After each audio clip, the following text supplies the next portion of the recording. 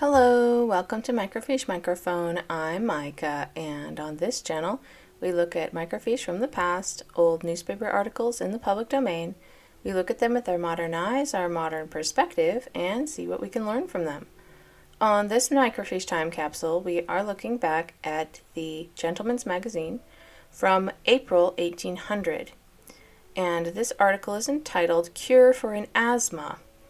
Now, we recently looked at one that was a quote-unquote cure for an asthma, and that one was tobacco, which, color me skeptical.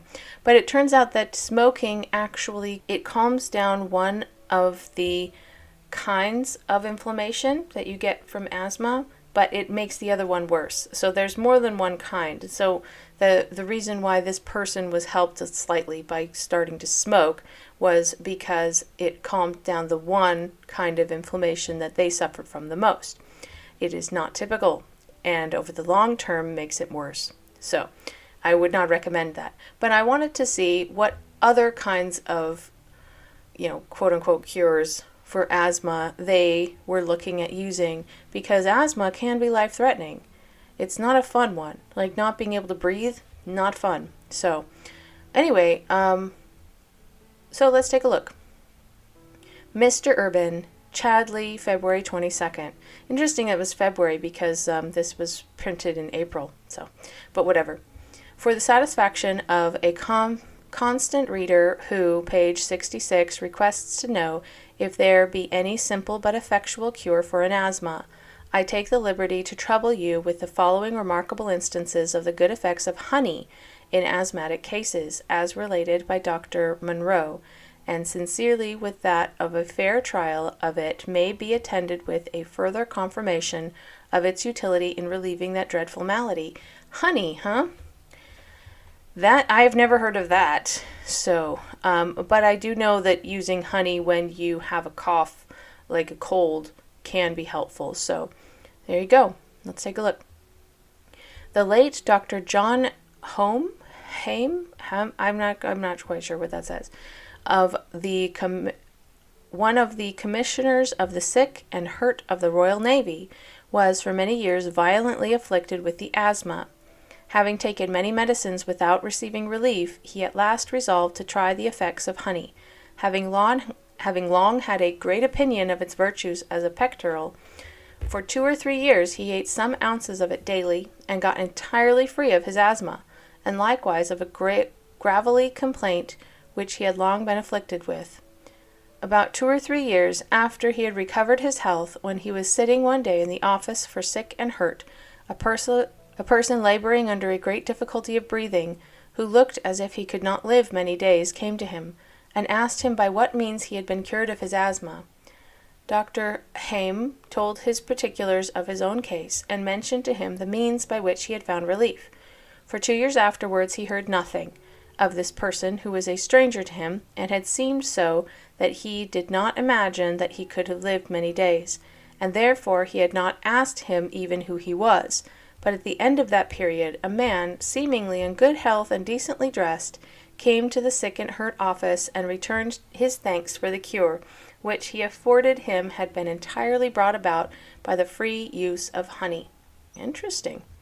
I beg leave just to observe that as there are several pieces of asthma arising from different cures, and in some degree differing in their effects, though generally distinguished by the applications of the humid or moist, and dry or spasmodic, this is hard to read, it can scarcely be expected that the same medicine should be efficacious for all or both of them.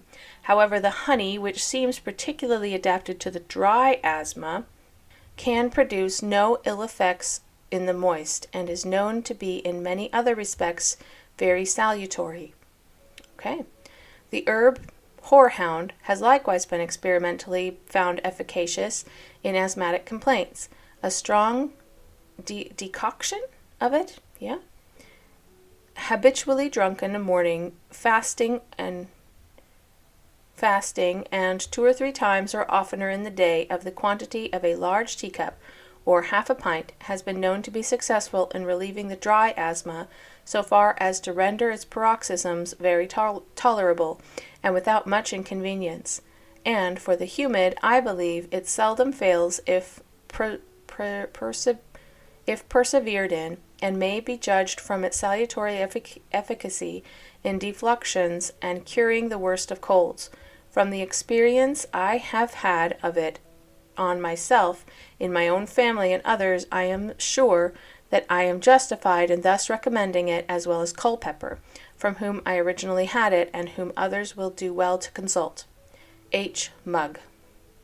Whoever that is. He didn't mention that he's a doctor, so it makes me a little skeptical on his, suggestions. So, let's do some fact checking. That's one of those things that if I read something like this, I love to look it up and see if it's true or not. So let's see. Can honey be used as a treatment for asthma? Honey may help to ease some symptoms of asthma. There you go. But honey alone cannot manage asthma effectively. Yeah, I believe that.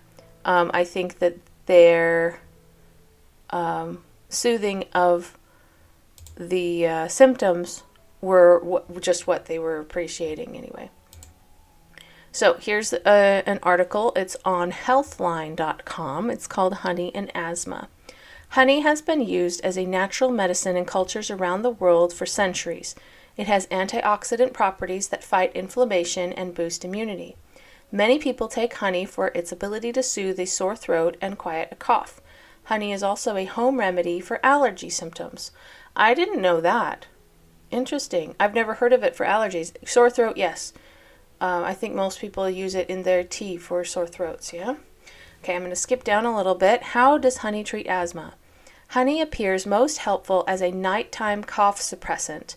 A form of nighttime asthma called nocturnal asthma can cause coughing, wheezing, and chest tightness. These symptoms may disturb your sleep. Makes sense. Researchers at UCLA suggest taking 2 teaspoons of honey at bedtime.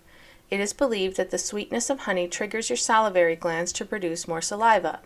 This may lubricate your airways, easing your cough. Honey may also reduce inflammation in the bronchial tubes, airways within the lungs, and help break up mucus that is making it hard for you to breathe. You can take honey by mixing 1 teaspoon with 8 ounces of hot water. Have this 2 or 3 times a day. Be careful not to make the water too hot. Mixing half a teaspoon of cinnamon powder with a teaspoon of honey and having it right before bedtime. Honey and cinnamon may remove phlegm from the throat and give your immune system a boost. Squeezing the juice of half a lemon into a glass of warm water and adding 1 teaspoon of honey. Lemon juice has antioxidants that can strengthen the immune system and may help clear away mucus. There you go. So if someone, like the person that they said came in who looked terrible and they thought that was going to die soon, maybe he had pneumonia. Like that's definitely a possibility, especially with asthma sufferers, if you have excess mucus anyway, and it's just sitting in your lungs and you can't clear it properly because of the spasms that are inside your lungs. Like that makes sense to me that someone like that would develop pneumonia at some point.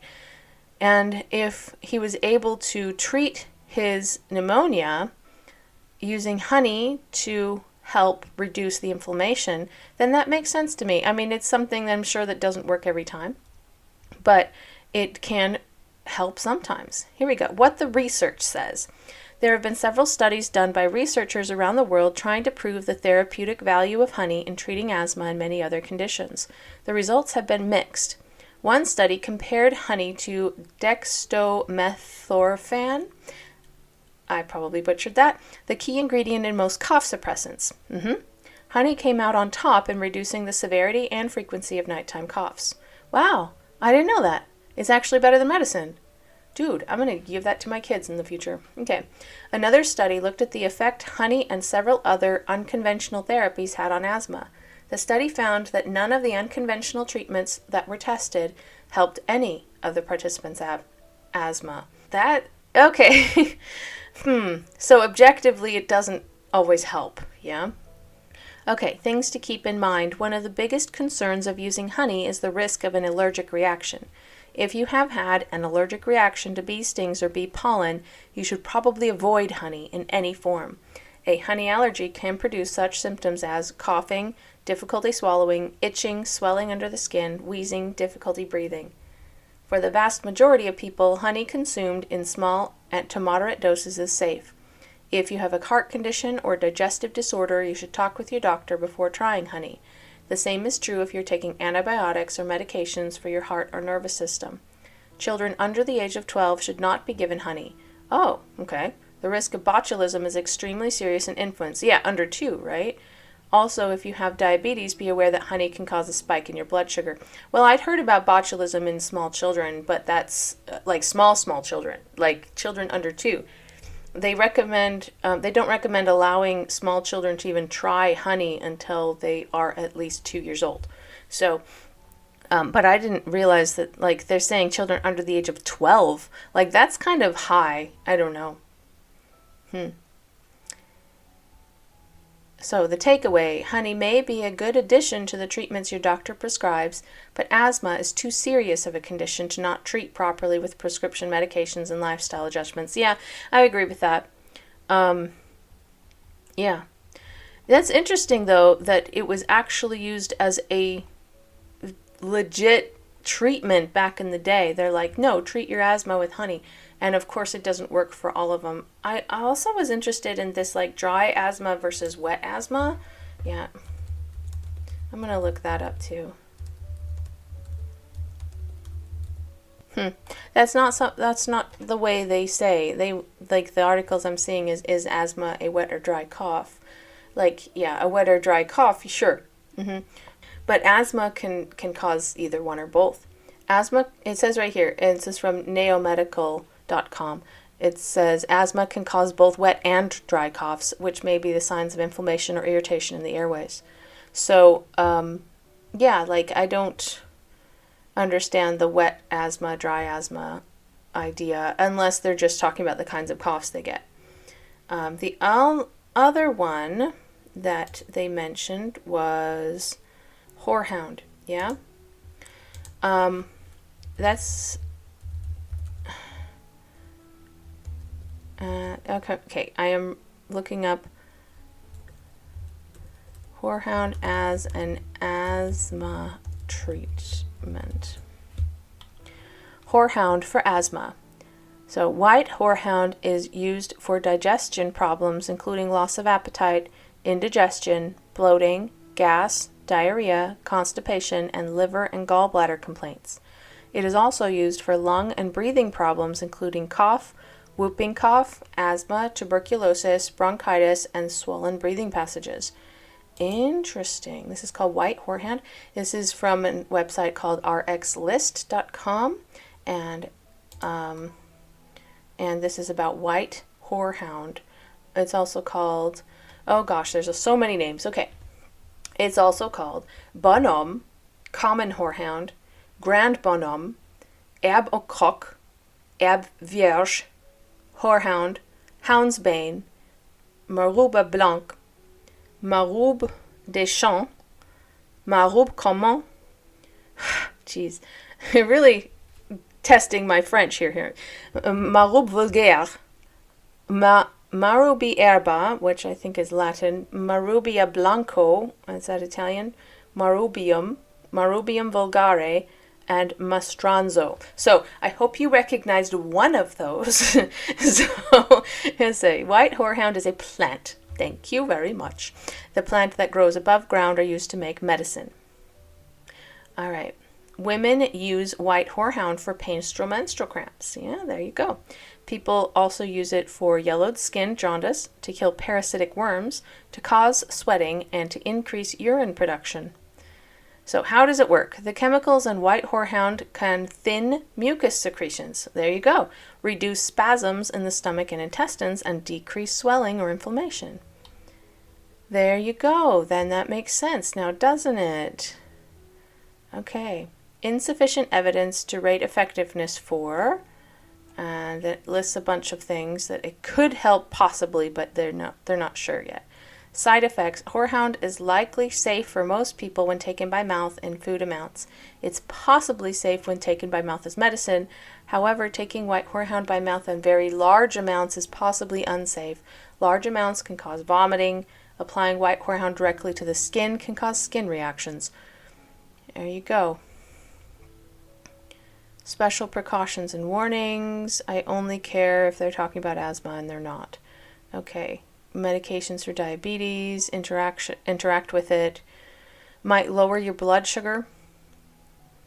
So watch your blood sugar closely, especially if you're diabetic. Okay.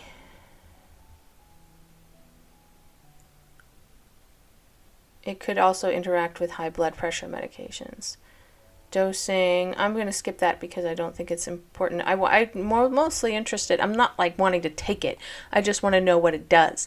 So this was almost overly clinical. It doesn't explain how it works, but it does say that it does thin your mucus and help with inflammation. So yeah, I can see that as like a treatment for asthma. It makes sense to me. That's really interesting. I'd never heard that before. Also, horehound is not something I'm terribly familiar with, I'm not going to lie. So, if you are, let me know, because I found that very, very fascinating. Anyway, so I think I learned something today. Some common household like treatments for asthma, not to replace your prescription medication, but it can help with some of the symptoms, yeah, is honey and horehound. Who knew? So, I'm sure somebody knew that, but I really thought that was very interesting. I hope you did too. It's much better advice than start smoking tobacco, which is what our last article said. So, anyway, I hope you enjoyed that too. If you did, make sure to like the video, subscribe to the channel, and I hope to see you in the next video.